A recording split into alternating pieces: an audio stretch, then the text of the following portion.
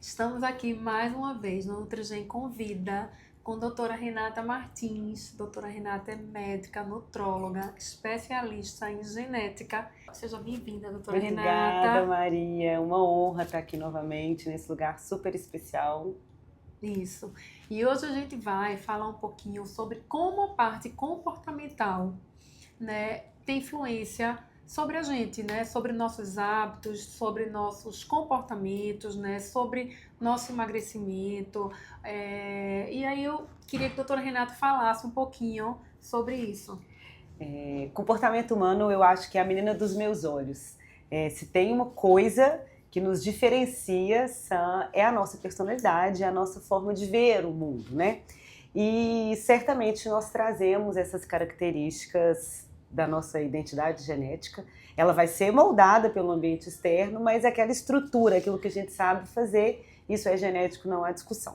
Por que é importante a gente saber disso? No advento das canetas emagrecedoras, eu não gosto de falar assim, vamos falar de Mounjaro, Ozempic e essa família, o que a gente tem visto é as pessoas tendo um excesso de atenção para o apetite e esquecendo da recompensa, do nosso centro regulador de recompensa. Hoje nós já sabemos que os pacientes obesos, eles têm muita dificuldade, às vezes, com a mesma quantidade de comida ou de um doce que um não obeso, de sentir essa recompensa acontecendo. Então, voltar esse olhar para quem é o indivíduo que está ali, da forma que ele tem, de aceitar uma restrição, de aceitar uma novidade, de sair da zona de conforto, é fundamental para a gente propor um tratamento. No teste genético, a gente consegue hoje avaliar o Big Five, né, que é a atual teoria que fundamenta o comportamento humano. Quando a gente sabe que alguém tem uma conscienciosidade mais baixa, a gente precisa de pensar simples para esse paciente. Não adianta tentar estratégias mirabolantes, porque a capacidade dele de adesão naturalmente é mais baixa.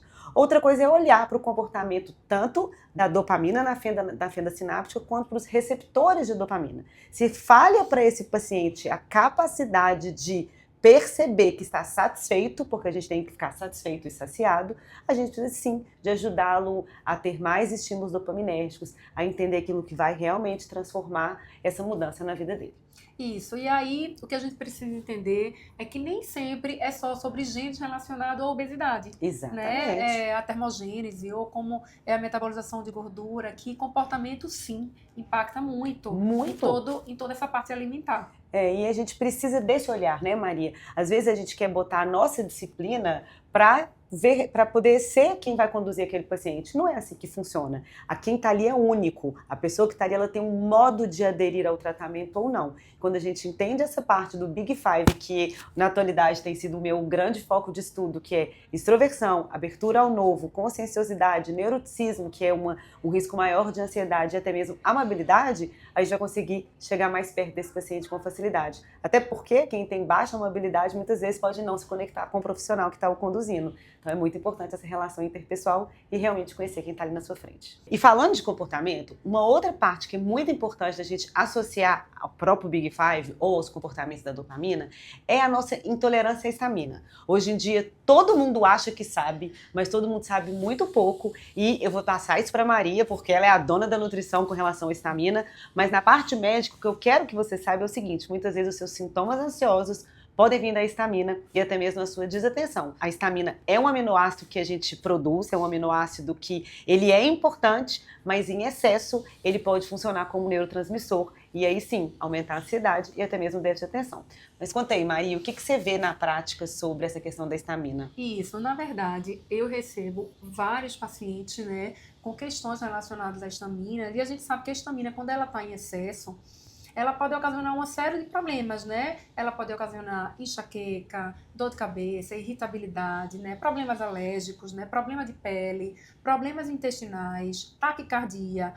Eu vejo que muitas vezes os pacientes, quando não se encontra um diagnóstico para a questão intestinal, muitas vezes eles são diagnosticados com o intestino irritável e a histamina pode ter um impacto muito grande nessa questão intestinal. Quando a gente vai olhar lá para a genética, a gente tem aqueles pacientes que até conseguem eliminar essa histamina do corpo, mas no excesso não conseguem aumentar a produção da diaminoxidase e eliminar, né, o que tem de histamina dentro do corpo. E aí a gente sabe que a histamina a gente tanto produz endogenamente quanto a gente come, Exatamente. né? E quando a gente conhece quem é o paciente na sua individualidade, como é essa questão de alimentos ricos em histamina, né, no seu dia a dia, o resultado é outro. Eu lembro quando eu era novinha, que eu fiz minha primeira tomografia, eu tinha 4 anos de idade, pensa, novinha mesmo. A minha queixa era de muita dor de cabeça. E o meu painel genético de histamina, eu sou praticamente alérgica à histamina. Então, assim, vinho tinto, chocolate, banana, são alimentos que todas as vezes que eles fazem parte em excesso da minha dieta, eu percebo os sintomas muito rapidamente. Então, antes eu lembro dos neurologistas prescreverem para quem tinha dor de cabeça, evitar chocolate, evitar isso. Na época não tinha o nome, hoje a gente já sabe que é intolerância à histamina e vale muito a pena conhecer, porque de fato muda a vida quando uma proposta alimentar é conduzida com assertividade. Isso. E aí, gente, a histamina é mais um painel que a gente falou aqui, que é de extrema importância quando a gente fala sobre saúde. E tem vários outros, né? Aos pouquinhos a gente vai abordando cada vez mais essas nuances aí relacionadas a um teste genético. Cada tijolinho a gente vai construir um ser humano, esse tijolinho é o gene e os pedacinhos dele trazem informações muito preciosas para que a gente possa contribuir ainda mais para a sua saúde. Queria agradecer a doutora Renata, sempre muito bom ter ela aqui comigo. Obrigada, Maria.